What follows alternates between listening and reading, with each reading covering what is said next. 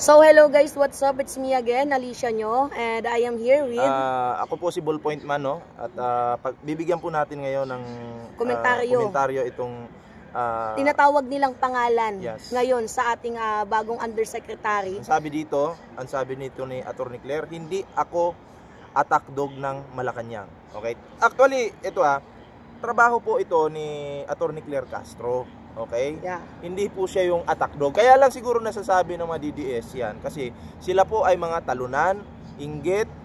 Siyempre, unang pasok pa lang ni Atty. Claire sa Malacanang, binanatan agad yung inyong fake news na Mr. Pintanil na digong. Hindi kasi, diba? Ganito naiiba kasi yung, yung atake ni Atty. Claire Castro. Imagine nyo yung dating PCO, undersecretary, nakakabuelo yung mga DDS sa mga fake news na ginagawa. Alam nyo kung bakit? Kasi parang hindi naman sa pamamaliit sa dating undersecretary, sobrang tahimik. Umiiwas yung presidente, umiiwas din yung PCO. So paano natin madedebunk ang fake news? Kumbaga, yung mga DDS lang yung nag-roll, diba? Ng spreading ng lies, yung spreading ng fake news na yan, false information, kasi walang nagde-debunk. Ngayon, na na-appoint itong panibagong PCO, undersecretary na si Atty. Claire Castro, sobrang ganda ng entrante niya. Wala siyang pinapalagpas, dinidebunk niya. So ngayon, threat si Atty. Claire sa mga DDS ngayon kasi bawat salita niya, 'di ba, na may mainstream. Samantalang yung mga DDS ngayon, kailangan nilang magpakalat ng trolling sa YouTube, Facebook, lahat-lahat. Kasi kapag na-mainstream, syempre broad yung So ibig sabihin effective itong ginagawa ni Atty. Claire Castro. Yan. Kasi nawindang po sila Oo, nawindang. 'Di ba? Inaatake nila ad hominem. Alam mo, pwede nyo namang atakihin si Atty. Claire based sa mga sinabi niya. Pero yung aatakihin na physical, bobo ka, pangit ka, iskandalosa ka, parang ang pangit nun. Ad hominem yung atake nila, while itong si Atty. Claire, based lang sa issue.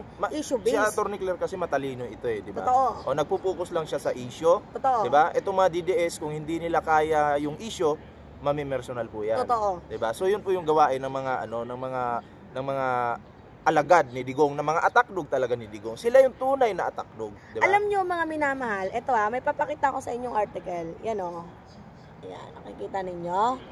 Ang nakalagay dyan, kasi binansagan nila na attack dog daw si Atty. Claire ng Malacanang. Kamustahin naman natin si Mocha Uson. Yun. 'Di ba? Naging PCO pero anong ginawa? Nagpapahawak ng suso. Oo. 'Di ba? Mas nakakadiri 'yun.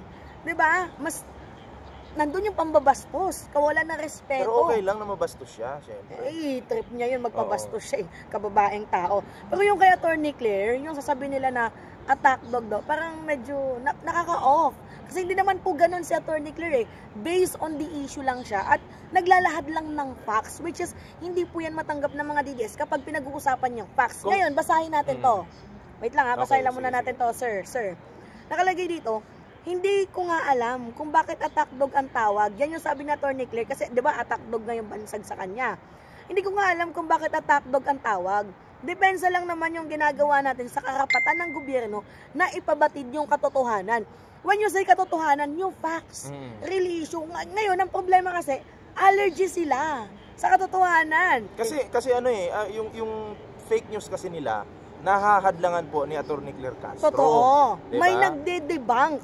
So, hindi nila ma-enjoy yung pagpapakalat nila ng fake news kasi may humaharang Oo. Diba? Pag nagpapakalat sila ng ng fake news, agad-agad sinasargo ni Atty. Claire, merong response. Kino-correct niya, mga minamahal, yung fake news ng mga DDS. Kino-correct niya. So, ngayon threatened yung mga DDS kasi yung information nila na dapat sana nabubroad agad, medyo natatagalan. Kasi nga, kada tira, tingnan nyo, may sargo si Atty. Claire. Imagine nyo yung sinabi ni Baste na darkest times daw, yung nagkaroon ng people power, ganyan-ganyan.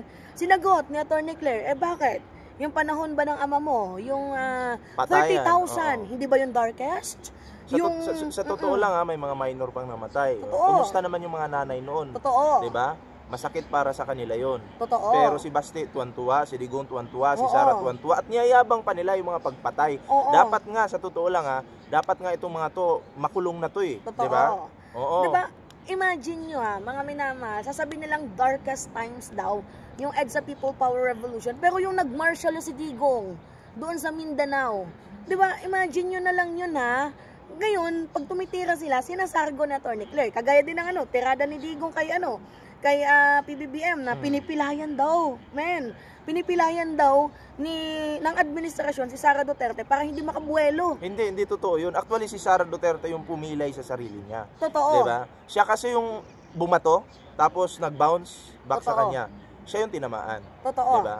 Actually mga minamahal, bakit naman namin kailangang sirain si Sara Duterte? In the first place, sirang-sira na siya, bro. At saka ito pa, hindi po kami pwedeng manira kasi pwede po kaming kasuhan. Totoo. Diba?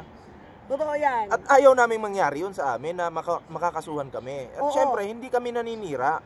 Talagang kami dito, nilalaban lang namin yung tama, di ba? Totoo. At binabara namin kung sino yung mga fake news na mga alagad, mga aso ni Digong, mga garbage creator nila. Kasi kiniklaim nila na, oy, magaling kami, content creator kami. Hindi po. Garbage creator yung mga yan. Basura yung mga yan. Kaya nga sabi ko, medyo parang hindi tama yung ginagawa ng mga DDS ngayon sa ating panibagong PCO Undersecretary.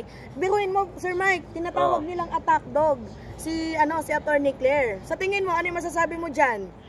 Mas mukha silang dog. 'Di ba? Wait lang, tapusin lang natin. Tapusin 2 minutes lang.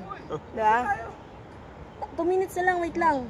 So yun na nga po mga minamahal, tinatawag nilang attack dog itong si Atty. Claire Castro without knowing na mas nagmumukha silang attack dog in terms of West Philippine Sea, WPS. Bibigyan ko ng advice itong mga DDS na to. Oo. Pag sasagot kayo kay Atty. Claire Castro, huwag Facts. kayong mamimersonal. Oo. Focus kayo sa issue kung kaya Tama. ninyo. Kung hindi ninyo kaya, pahinga na kayo. Huwag na kayong magsalita kung puro ad hominem lang din naman pala yung ginagawa ninyo.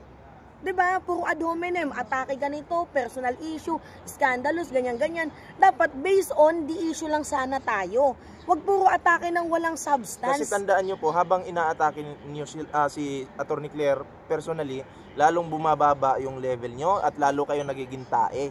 'Di ba? Oo. 'Di ba basura yung mga sinasabi nila, bro. Tingnan niyo ito sa Atty. Claire, never umatake, never nagmura. Based on the issue lang. Facts lang tayo. Dapat sana ganun yung mga DDS. Tingnan mo yung si Atty. Claire nung nakaraang mga taon yon, may nakita akong video. Oo. Nilaban niya yung kanyang kliyente. Tama, Diba? oo. Pero Dapat pinalabas nila na scandalous daw yung video na yun. Paano naging scandalous yung video na yun? Nilaban niya nga yung kliyente niya. Nagtaas lang ng boses, iskandalosa na. Totoo. Si Scandalosa ba yun? Si Digong, kumusta Nagmumura, naman? diba? Si mga minamahal. So, yun po. Yun lang mga pre, no? At Magpapaalam na po pasensya kami. na, wala pa po tayong live ngayon. Baka mamayang gabi magkaroon po tayo ng live. Oo. So, maraming salamat. Subscribe niyo po yan si Mima Alicia, mga pre, no? Medyo naghahabol kami sa oras ngayon mga minamahal. Pero nandito kami. Gusto kasi namin mai-update namin kayo. So, yun lamang po. Maraming salamat guys. Ingat and mga bye-bye. kababayan.